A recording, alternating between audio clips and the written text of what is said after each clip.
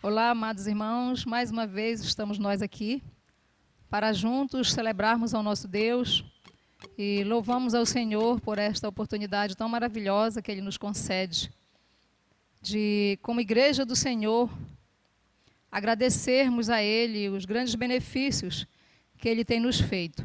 E nós vamos orar ao nosso Deus nesse momento, rogando a sua direção e a sua proteção e a sua orientação durante esse momento que vamos passar como igreja, reunidos, nós aqui e vocês aí, cada um nas suas casas, exaltando o nome do nosso Deus. Oremos todos. Senhor nosso Deus, nosso Pai, mais uma vez, ó Deus, nós elevamos os nossos pensamentos a Ti. E na humildade do nosso coração, Senhor, entendemos que não somos dignos de sermos chamados Teus filhos, nem tampouco, ó Deus, de abrir os nossos lábios para falar com o Senhor, porque o Senhor é tão santo, o Senhor é puro. E nós, Pai, somos maus. Porém, nós não estamos, ó Deus, nessa hora, diante de Ti, fiados nos nossos méritos, mas unicamente nos méritos daquele, o Cordeiro Santo, aquele que foi enviado do Senhor, para resgatar-nos, ó Deus, das trevas do pecado. É fiado nos méritos de Jesus que nós nos colocamos ante a Tua face. E rogamos que o Senhor, pela Tua infinita bondade, receba a nossa adoração, receba o nosso louvor. Nós te rogamos em favor da Tua igreja, ó Deus, que nesse momento se prostre diante de Ti, ó Deus, com o coração quebrantado, Pai, para Te render culto. E que o Senhor esteja abençoando cada filho Teu, ó Deus, onde estiver nessa hora, que cada um, ó Deus, esteja em contrição, com o coração cheio de esperança, Pai, ainda que as lutas sejam grandes. E nós rogamos que o Senhor abençoe a Tua igreja, que fortaleça a Tua igreja, e que a cada dia, ó Deus, a Tua igreja busque mais a Tua presença, busque mais a Tua face, sinta mais desejo, ó Deus, mais fome, mais sede, de estar contigo, num relacionamento profundo. Muito obrigada mais uma vez por estarmos vivos, Pai, respirando. Perdoa, Pai, os nossos pecados, no nome santo de Jesus. Amém. Vamos juntos cantar Doce Nome e em seguida Não Há um Outro Nome Igual.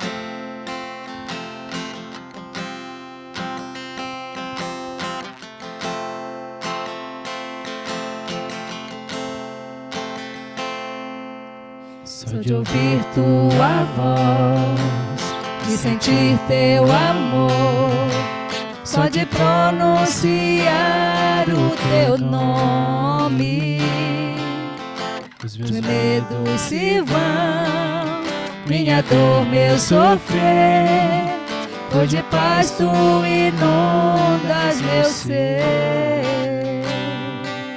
Só de ouvir Tua voz, de sentir Teu amor, só de pronunciar o Teu nome,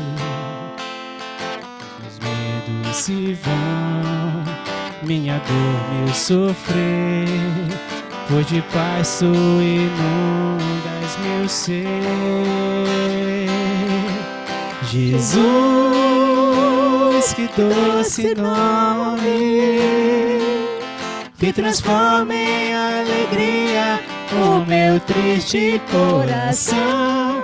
Jesus, só o Teu nome é capaz de dar ao homem a salvação.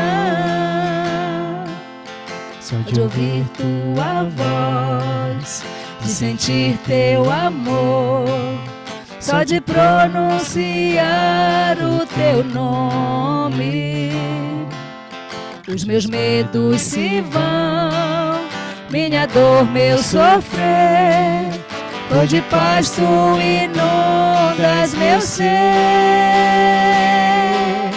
Jesus, que doce nome,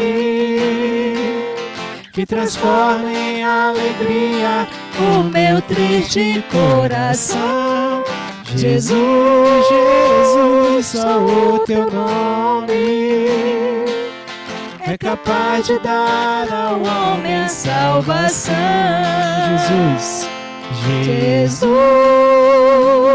que doce nome, que transforma em alegria o meu triste coração. Jesus, Jesus, o teu nome é capaz de dar ao homem a salvação. É capaz de dar ao homem a salvação. É capaz de dar ao homem a salvação.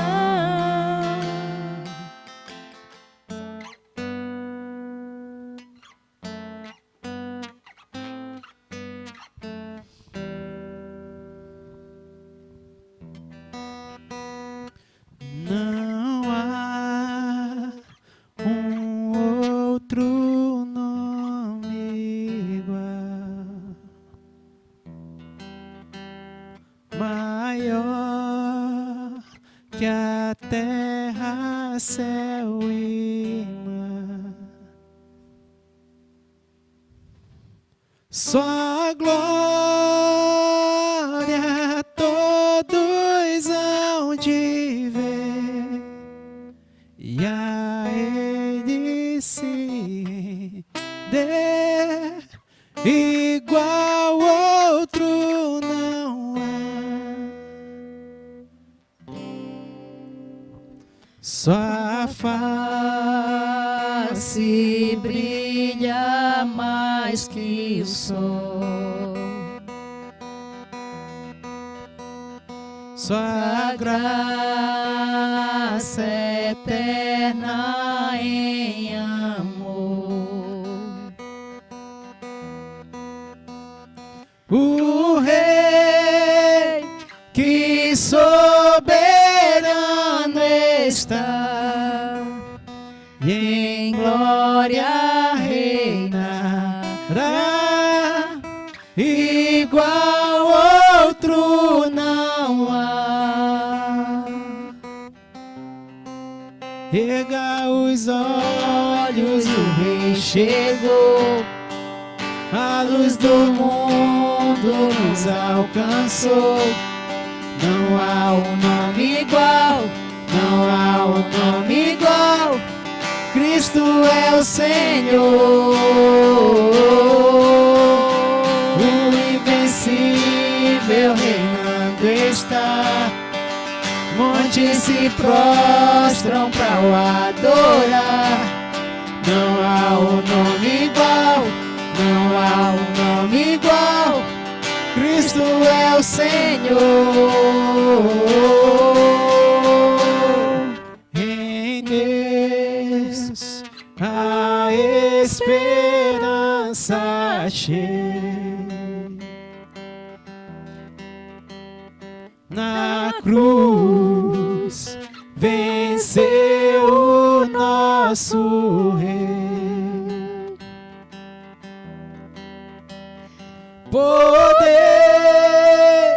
que a morte não venceu, na cruz vida nos deu, igual outro não há.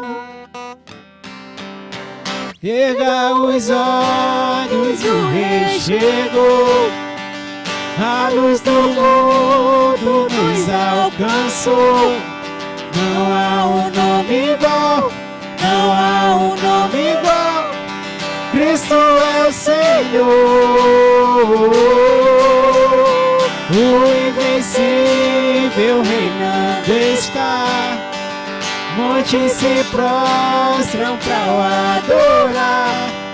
Não há um nome igual, não há um nome igual, Cristo é o Senhor.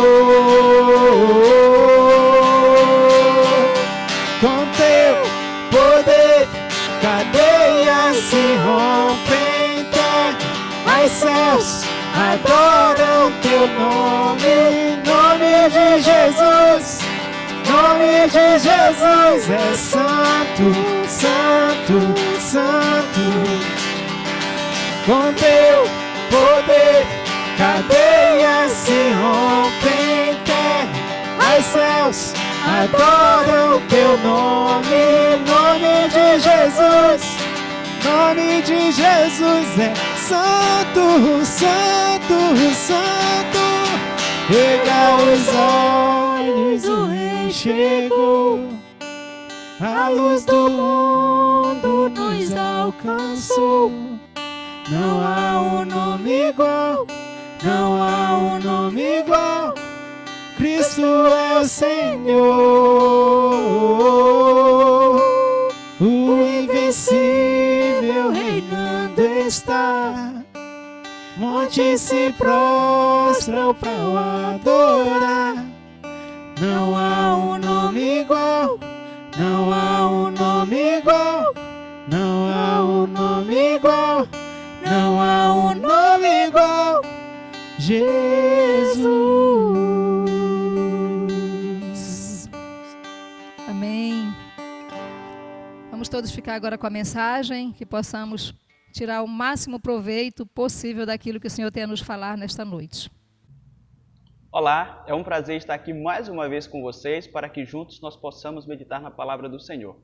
Na semana passada nós iniciamos a exposição de Colossenses capítulo 3, do versículo 1 ao versículo 17. Como o tempo era curto para fazer a exposição do texto todo, nós meditamos do versículo 1 ao 10 e hoje nós estaremos encerrando.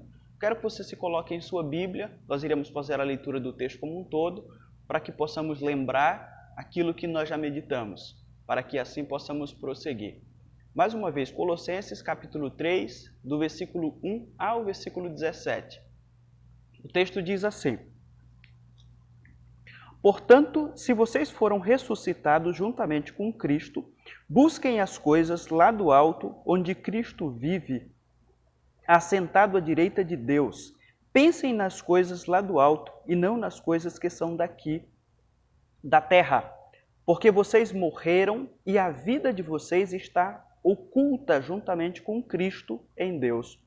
Quando Cristo, que é a vida de vocês, se manifestar, então vocês também serão manifestados com Ele em glória. Portanto, façam morrer tudo o que pertence à natureza terrena: imoralidade sexual, impureza, paixões, maus desejos e a avareza, que é a idolatria. Por causa destas coisas é que vem a ira de Deus sobre os filhos da desobediência. Vocês também andaram nessas mesmas coisas no passado, quando viviam nelas. Agora, porém, abandonem igualmente todas essas coisas: ira, indignação, maldade, blasfêmia, linguagem obscena no falar. Não mintam uns aos outros, uma vez que vocês se despiram da velha natureza com as suas práticas e revestiram da nova natureza que se renova para o pleno conhecimento segundo a imagem daquele que a criou. Aqui não pode haver mais grego e judeu, circuncisão e incircuncisão, bárbaro, cita, escravo, livre, mas Cristo é tudo e está em todos. Portanto, como eleitos de Deus, santos e amados, revistam-se de profunda compaixão, de bondade, de humildade, de mansidão, de paciência. Suportem-se uns aos outros e perdoem-se mutuamente, caso alguém tenha motivo de queixa contra outra pessoa. Assim como o Senhor perdoou vocês, perdoem também uns aos outros. Acima de tudo isto, porém, esteja o amor, que é o vínculo da perfeição. Que a paz de Cristo seja o árbitro no coração de vocês, pois foi para essa paz que vocês foram chamados em um só corpo. E sejam agradecidos. Que a palavra de Cristo habite ricamente em vocês, instruam e aconselhem-se mutuamente em toda a sabedoria, louvando a Deus com salmos, hinos e cânticos espirituais com gratidão no coração. E tudo o que fizerem, seja em palavra, seja em ação, façam em nome do Senhor Jesus, dando por ele graças a Deus, Pai. Irmãos, essa é a leitura do texto, conforme eu já falei. nós estaremos meditando do versículo 11 ao versículo 17, visto que nós já fizemos a exposição dos primeiros 10 versículos. Neste momento, nós estaremos orando ao Senhor, pedindo que Ele nos faça entender a sua palavra e sermos edificados por meio dela. E que, porventura, se existe alguém neste momento que está nos acompanhando, que ainda não é salvo em Cristo, que a sua palavra transforme a sua vida. Nosso Deus e Pai, nós agradecemos a Ti por Tua palavra que está diante de nós. E queremos neste momento te pedir que ela edifique as nossas vidas, que ela arrume o nosso viver para que possamos seguir os passos de Cristo, para que a cada dia nós possamos ser transformados e sermos mais parecidos com a pessoa do nosso Senhor. Nós te pedimos neste momento que o Teu Santo Espírito haja em nossos corações, para que assim a Tua palavra encontre morada e transforme o nosso viver diário. É o que nós te pedimos em nome de Jesus, nós te agradecemos. Amém. Na semana passada, nós fizemos 2 destaques nesse texto que nós acabamos de ler. O primeiro foi o seguinte: o encontro com Cristo exige pensamentos diferentes. Nós fizemos essa colocação do versículo 1 ao versículo 4, onde Paulo faz um apelo àqueles crentes que diziam que haviam sido transformados por Cristo, estavam vivendo como igreja de Cristo. E ele começa nesse sentido dizendo: se vocês foram mortos em Cristo, então pensem de forma diferente daquilo que vocês pensavam anteriormente. Do versículo 5 ao versículo 10, nós fizemos outra colocação muito importante para que possamos compreender aquilo que está sendo colocado nos versículos finais. Nós destacamos que o encontro com Cristo exige atitudes santas. Então, 2 questões. O encontro com Cristo exige mudança de pensamento e o encontro com Cristo exige atitudes diferentes, atitudes santas. Não tem como o ser humano dizer que se encontrou com Cristo se Cristo não mudou ou se não é evidente em sua vida essas 2 mudanças de pensamentos e mudanças em sua vida prática.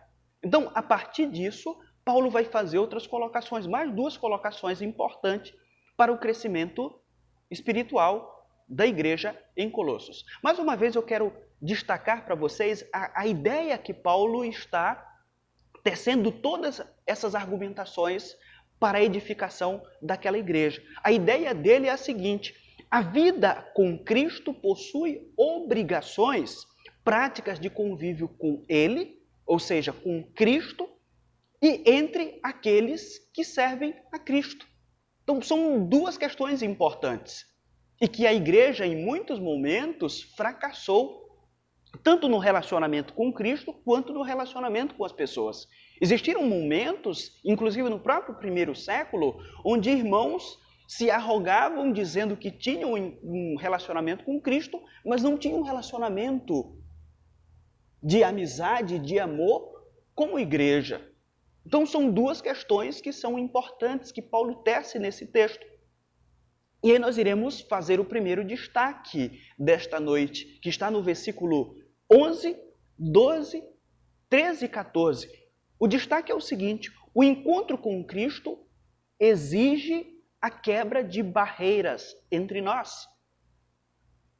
Então, Paulo vai iniciar justamente dizendo, ele vai citar povos que existiam naquela época, que eram bem diferentes na questão do comportamento. E ele vai dizer que mesmo assim, apesar das diferenças que existiam entre aqueles povos, em Cristo essas barreiras foram quebradas. E com isso ele está dizendo que o encontro com Cristo exige a quebra de barreiras entre nós, ou que existem entre nós. A ideia é que a vida em Cristo estabeleceu a igualdade entre todos os cristãos. E, além disso, nós precisamos entender algo antes de prosseguirmos. Muitos séculos antes do socialismo se apropriar do discurso de igualdade, nós temos aqui o apóstolo Paulo dizendo que aqueles que se encontraram com Cristo devem viver em igualdade. E os cristãos já eram chamados ou ordenados a praticarem a igualdade dentro das comunidades cristãs. Eu queria dizer para vocês esta noite que você que é crente não precisa se apropriar de um discurso político ideológico para defender a igualdade entre as pessoas. Você só precisa ser cristão. Se você verdadeiramente for alguém que medita na palavra do Senhor diariamente, você vai impactar o contexto em que você vive com aquilo que a Bíblia nos chama a praticar. Então, Paulo está dizendo que a vida com Cristo exige que nós vivamos em comunidade de uma forma tão profunda que não exista diferenças entre as nossas diferenças. O discurso de Paulo ainda continua em progressão e ele vai dizer o seguinte: nesta nova vida. Versículo 11. A sua lógica é a seguinte: se vocês tiveram os seus pensamentos transformados, se vocês tiveram as suas práticas transformadas pelo Evangelho, vocês precisam entender que na vida em Cristo, todas as barreiras étnicas e cultural foram destruídas. A sua lógica é a seguinte: se vocês tiveram os seus pensamentos e suas práticas transformadas pelo Evangelho, precisam entender que na nova vida que vocês vivem agora em Cristo, todas as barreiras étnicas e culturais foram destruídas. Jesus jogou no chão, é o que Paulo está dizendo aqui, todos os muros que existiam entre nós. Esse é o seu discurso. O Espírito Santo de Deus, que habita em nossas vidas, produz a unidade na vida de pessoas que são diferentes. E para isso ele afirma: não há diferença entre gregos e judeus. Eu não quero colocar ou enfatizar esses dois povos, porque vocês já conhecem, os gregos e os judeus. Ele diz: circuncisão ou incircuncisão. Ele está falando sobre os judeus que tinham a marca da circuncisão, por serem descendentes de Abraão, filhos da promessa, e os outros povos que não tinham a circuncisão, que não eram descendentes de Abraão e, portanto, filhos da promessa. E aí aqui ele coloca bárbaro, cita escravo ou livre. Ele diz que em Cristo todos somos iguais perante Deus. Eu queria me ater aos bárbaros, para que nós possamos entender o que Paulo está querendo dizer. Bárbaro, naquela época, era todo aquele que não falava o grego. E o grego em si, ou os gregos, não faziam nem questão de entender aquelas pessoas. Porque, para os gregos, os bárbaros eram pessoas não civilizadas. E eles diziam o seguinte: eles eram bárbaros, eles balbuciavam como barba. Então nós não entendemos o idioma, então nós só sabemos que eles balbuciam alguma coisa que nós não conseguimos entender. Então por isso são pessoas que não são civilizadas. É esse o contexto que Paulo está se referindo aqui. Esse é o mesmo pensamento que foi também defendido pelos romanos, que era defendido naquela época, através da influência da cultura grega. Para os romanos, todos aqueles que não faziam parte do império e que não falavam o grego, não tinham influências da cultura romana, eram bárbaros. Inclusive os povos germanos, para eles, eram bárbaros. E Paulo está dizendo que não existe mais essa barreira. Não existe barreira em Cristo, até mesmo quando os nossos costumes são bem diferentes. E o nosso idioma também. As barreiras foram quebradas. E ele fala também sobre os citas, que era um antigo povo, segundo aquilo que dizem iraniano, de pastores nômades. Esse povo vivia em uma região onde hoje se encontra parte da Ucrânia, o sul da Rússia e uma parte do Cazaquistão. Então, Paulo está dizendo que não existe barreira entre esses. Segundo um comentarista bíblico, vai falar sobre os citas, ele diz que os citas eram conhecidos como o nível mais baixo de bárbaros. Mais bárbaros que os próprios bárbaros, segundo o dizer dos gregos, muito perto de ser besta selvagem, como dizia Joséfo. Ao que parece, quando algum cita era pego para se tornar escravo, existem comentaristas que vão dizer que eram os piores escravos. E Paulo vai dizer que em Cristo não há mais barreira entre esses também. E após citar diferentes povos, ele lembra os escravos e os homens livres. Os homens livres eram homens livres. Eu quero apenas me ater aos escravos. Um romano diz assim: porque o escravo é uma ferramenta viva, assim como uma ferramenta é um escravo inanimado. O que ele está dizendo é o seguinte: o escravo era apenas uma ferramenta viva. Não era considerado um ser humano, nem possuía direitos. E nesse sentido, o seu dono podia espancá-lo, poderia marcá-lo com fogo, podia mutilá-lo ou até matá-lo segundo aquilo que ele achasse ser o correto. Existem histórias bizarras acerca de morte de escravos. Certa vez eu li de uma mulher que decidiu matar um escravo e o marido questionou por quê. Ela disse: eu decidi fazer isso, então não te mete. Amanheceu o dia, não amanheceu bem, decidiu matar um escravo e acabou. E o marido nem devia se meter. E muitos daqueles que faziam parte da comunidade cristã eram pessoas que eram influenciadas por esse contexto, em que pensavam que o escravo não tinha nenhum valor, não deveria ter nenhum direito. E Paulo diz: agora em Cristo todos são iguais.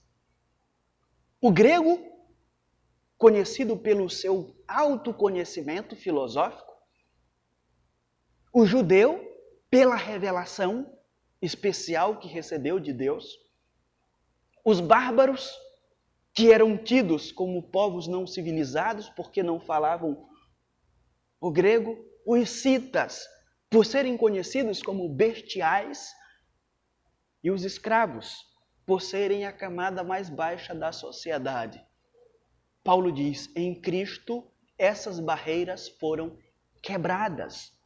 Todos são iguais. Por quê? Ele diz: Cristo é tudo e está em todos. Aonde Cristo está, aonde Jesus Cristo mora, não há ou não pode haver diferenças entre ninguém. Todos são uma unidade na diversidade. Um linguista famoso chamado Max Millan escreveu o seguinte: enquanto a palavra bárbaro não foi apagada do dicionário da humanidade e substituída pela palavra irmão, enquanto não se reconheceu o direito de todas as nações do mundo a serem classificadas como membros de um só gênero ou espécie, não se pôde contemplar nem os primeiros princípios de nossa ciência da linguagem. esta mudança foi levada a efeito pelo cristianismo. Paulo então dirige-se aos colossenses usando as mesmas prerrogativas que Deus utilizava com o povo judeu. Ele diz como povo escolhido, como povo santo e como povo amado por Deus. E aqui ele ordena que os cristãos vistam-se ou se apropriem de uma vestimenta adequada, de uma vestimenta que é espiritual. No versículo 12 ele diz: vistam-se de profunda compaixão, já que vocês estão em Cristo, já que vocês pensam diferente, já que vocês têm práticas diferentes, já que Cristo eliminou todas as barreiras que existiam entre nós. Então, vistam-se com essa roupa. A ideia aqui é que esses cristãos tenham entranhados sentimentos de compaixão uns pelos outros. A ideia é, sejam solidários com os problemas dos outros. Já que a vida em Cristo mudou todos vocês, coloquem a compaixão em prática. Vistam-se desse sentimento. Ele prossegue e diz: vistam-se de bondade. Olhem só o que dizem sobre essa palavra bondade. Os antigos escritores definiam os os crestotes, como a virtude do homem para quem o bem de seu próximo é tão caro como o próprio. É assim que as pessoas entendiam a palavra bondade. Era o ser humano que zelava pelo bem dos outros como zelava pelo dele. Quando Jesus Cristo cita em Mateus capítulo 11, versículo 30, diz: o meu jugo é suave. A palavra suave é essa palavrinha, crestotes, bondade. Jesus Cristo está dizendo: o meu jugo é bom. Porque da mesma forma que eu zelo pelo meu bem, eu zelo pelo bem de vocês. Paulo diz: essa é uma atitude que agora deve fazer parte da vida daqueles que tiveram os seus pensamentos, as suas práticas, e que Cristo eliminou as barreiras que existiam entre eles. Em seguida ele diz: vistam-se de humildade. A palavra humildade tem sido já descrita por nós e explicada. A ideia seria: coloquem-se abaixo uns dos outros. A ideia é humilhar-se ou reconhecer as minhas próprias fraquezas. Vistam-se de humildade. Troquem a roupa do egoísmo e vistam roupas novas. Paulo diz. Além disso, ele diz: vistam-se de mansidão, que é a palavra praotes, que nós também já analisamos. Paulo utilizou essa palavra em Efésios, capítulo 4. Eu disse para vocês que praotes é aquele cara que fica no meio termo, que não se ira demasiadamente e também não é manso demasiadamente. É aquele homem que só se ira quando é necessário. E quando esse homem se ira, esse tem domínio próprio. Não é aquela pessoa que sai do salto e fala aquilo que não deve, porque está tomado de ira. Paulo diz: vistam-se de mansidão. Se irem, mas se irem com domínio próprio. Ou se irem só no momento adequado. Essa é uma atitude de quem foi transformado por Cristo. Ele diz: vistam-se de paciência, que é a palavra que nós conhecemos, longanimidade. O que Paulo está dizendo é: vistam-se de longanimidade ou demorem mais tempo para poder agir. Sejam pacientes com as outras pessoas. Essa palavra denota aquele que sofre injustiças sem pensar em vingança. Ou quando sofre alguma coisa, se controla até agir. E quando age, age com mansidão, de uma forma equilibrada. Essa deve ser a nova roupa do cristão, Paulo diz. Ele diz: suportem-se uns aos outros. A ideia aqui tem o sentido de que o cristão não deve ceder a irar-se contra os outros. A ideia de suportar mesmo. Alguns têm dito que essa palavra significava suportar no sentido de segurar, servir de suporte, mas a ideia não é essa, ao que parece. É de suportar mesmo. De não ceder à ira, embora a pessoa nos faça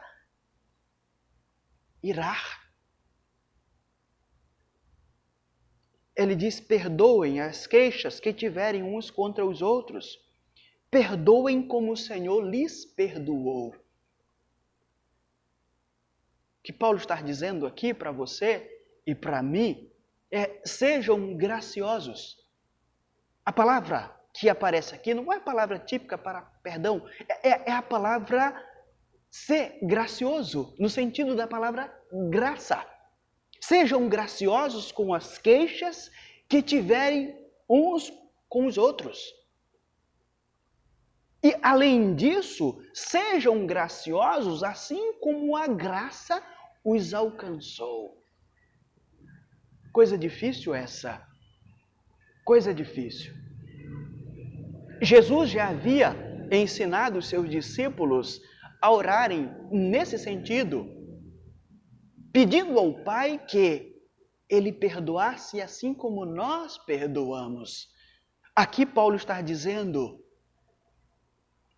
perdoem, ou sejam graciosos, assim como a graça de Cristo foi com vocês. É o mesmo padrão. Eu acredito que esta é uma das partes das Escrituras mais difíceis. Inclusive, Jesus Cristo até contou parábola sobre as nossas atitudes.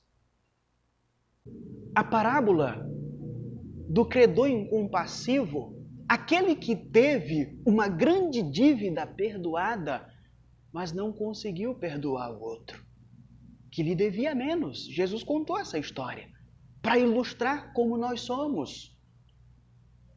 Que somos eternamente devedores, ou grandiosamente devedores de Deus. Mas não conseguimos perdoar uma dívida mais leve. É assim que nós somos. Em seguida, Paulo diz: acima de tudo, porém, revistam-se do amor, que é o elo perfeito. É provável que ele esteja dizendo, em adição a tudo aquilo que eu já falei para vocês, vistam-se do amor, que é o maior elo de todos. Tudo pode perecer, é o que ele diz em 1 Coríntios capítulo 13, mas o amor nunca perecerá. O amor é eterno. Nós chegamos aos versículos 15, 16 e 17. E nesses versos, Paulo vai dizer que o encontro com Cristo exige o hasteamento da paz entre nós. Ou de uma bandeira branca. Paulo utiliza a palavra árbitro. A ideia é árbitro mesmo. Aquele que é o juiz de um jogo de futebol. É aquele que é um juiz de uma luta de UFC. A ideia da palavra descrevia alguém que estava ali no meio dos jogos atléticos. Se referia àquele que reestabelecia a ordem em uma disputa entre duas pessoas.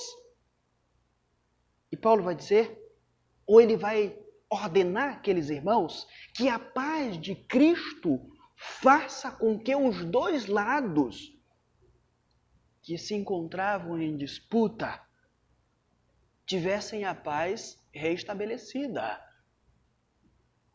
A paz de Cristo.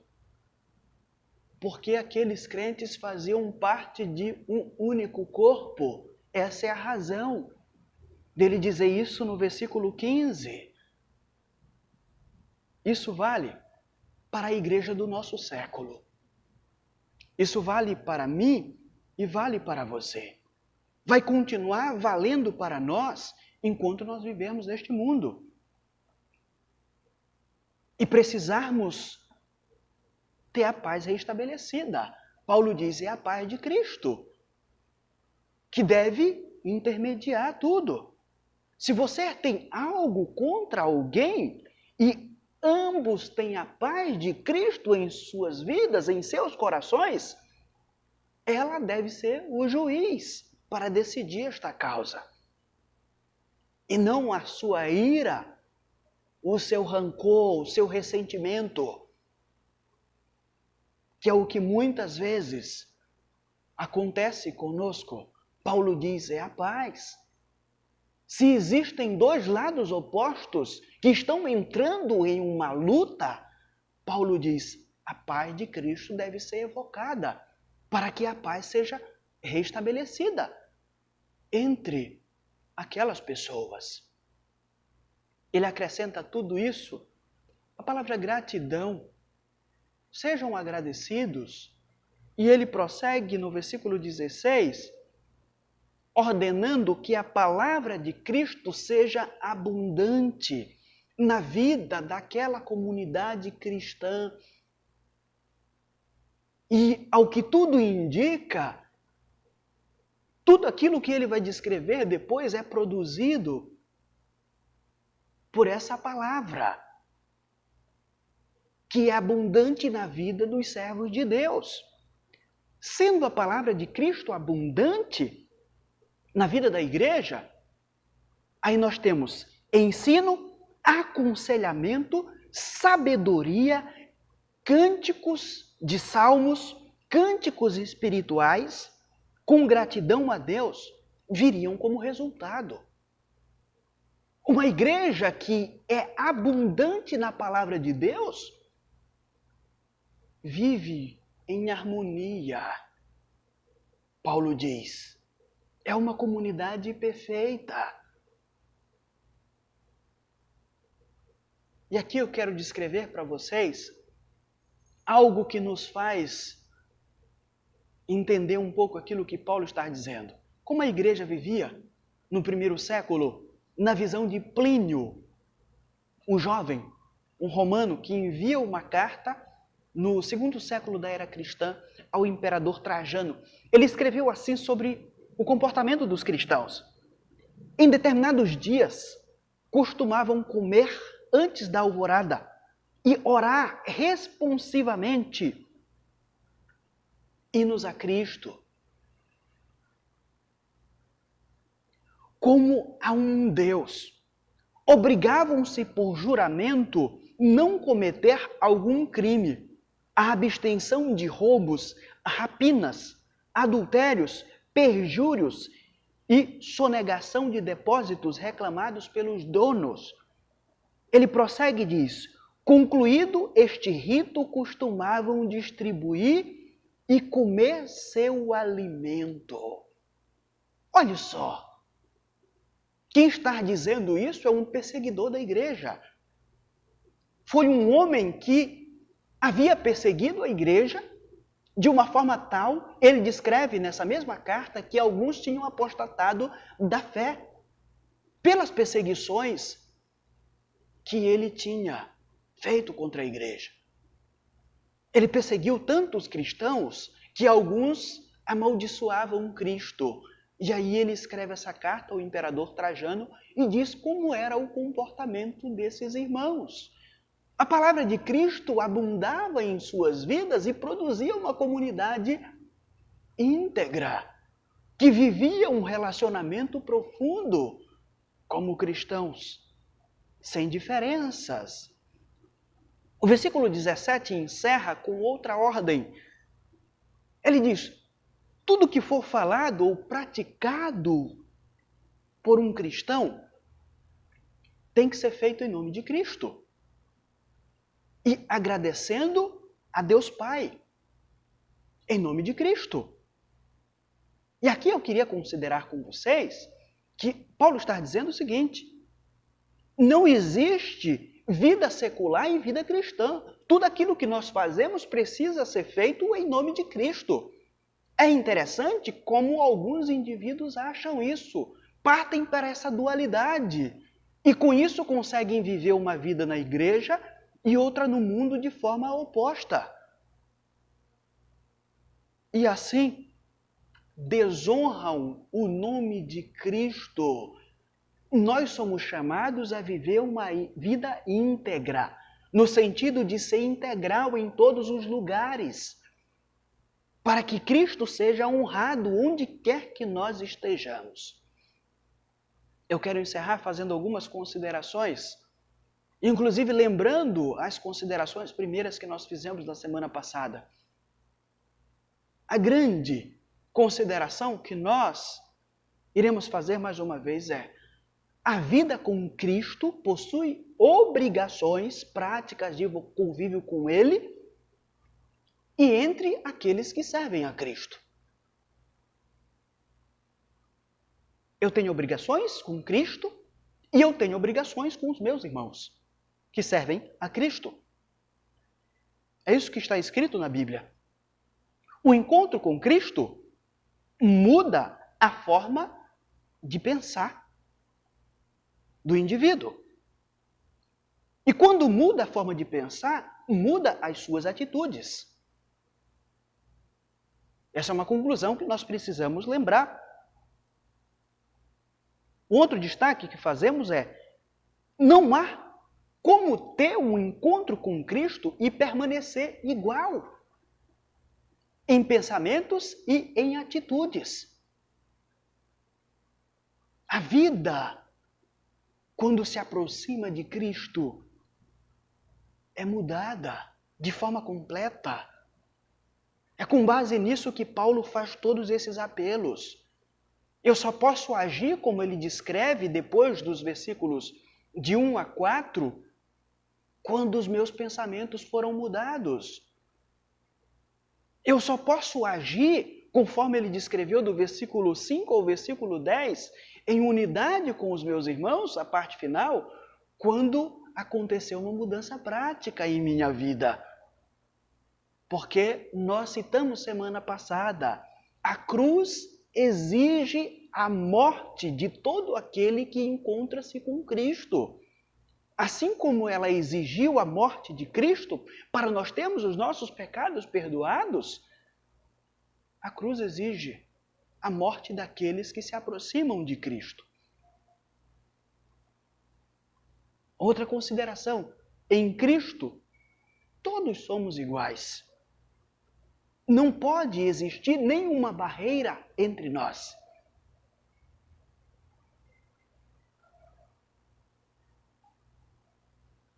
E por último, Cristo é a nossa paz. A partir do momento que Cristo passou a morar em nossas vidas através do Espírito Santo, Ele se tornou o nosso juiz. Ele destruiu as nossas desarmonias e restabeleceu a perfeita paz, para que a unidade na diversidade pudesse acontecer de forma perfeita. Nós esperamos que você medite profundamente nessas verdades, para que o nome de Cristo seja glorificado em sua vida. para que outras pessoas vejam o Cristo que está em você e possam também glorificar ao Senhor. Que Deus abençoe a sua vida. Baixe a sua cabeça nesse momento para que juntos nós possamos orar ao Senhor.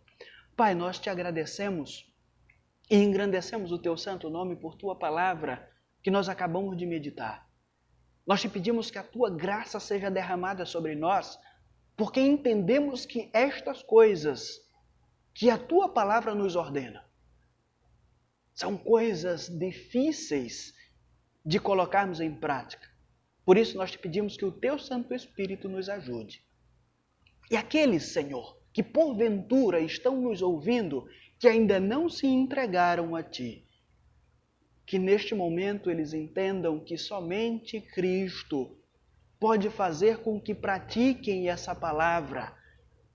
Somente o Espírito Santo que passa a morar na vida do crente pode habilitá-lo a fazer isso.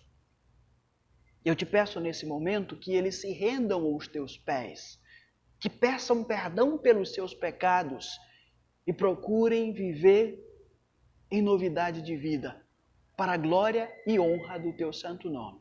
É o que nós te pedimos, em nome de Jesus, nós te agradecemos. Amém. Nós agradecemos a presença de todos, pedimos que o Senhor esteja dando uma semana abençoada a cada um de vocês. E, mais uma vez, nós convidamos para que estejam na quinta conosco, no domingo pela manhã, na Escola Bíblica Dominical e também no culto no próximo domingo. Nós queremos que a cada dia a palavra do Senhor esteja fazendo parte do seu viver diário e continue mudando o seu pensamento e as suas atitudes, para que Deus seja glorificado na sua vida e no seu lar, e também por onde quer que você venha andar. Neste momento nós estaremos passando a palavra ao Ministério de Música, que estará cantando mais uma vez ao Senhor. Que Deus os abençoe.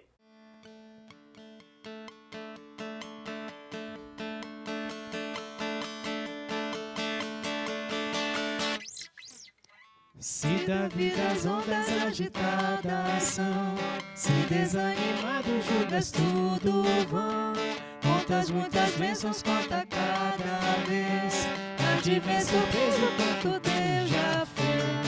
Quantas bênçãos diz e quantas são, recebidas da divina mão. Uma, conta cada vez, vai de ver surpreso quanto Deus já fez. Acaso mágoas dura é teu lidar, é pesada a cruz que tem de suportar. Muitas bênçãos não duvidarás, e cantando alegre dias passarás. Quantas bênçãos diz e quantas são, recebidas da divina mão. Uma, conta cada vez, e há de ver surpreso quanto Deus já fez. Quando vires outros com riqueza e bens, lembra que tesouros prometidos tens. Nunca os bens da terra poderão comprar a mansão celeste que tu vais morar. Quantas bênçãos diz e quantas são, recebidas da divina mão. Uma, conta cada vez, vai de ver surpreso quanto Deus já fez. Seja teu conflito fraco ou forte aqui, não te desanimes, Deus será por ti. Seu divino auxílio derrotando o mal, te dará consolo e paz celestial. Quantas bênçãos diz e quantas são, recebidas da divina mão. Uma, conta cada vez, vai de ver surpreso quanto Deus já fez. Amém. Boa semana a todos.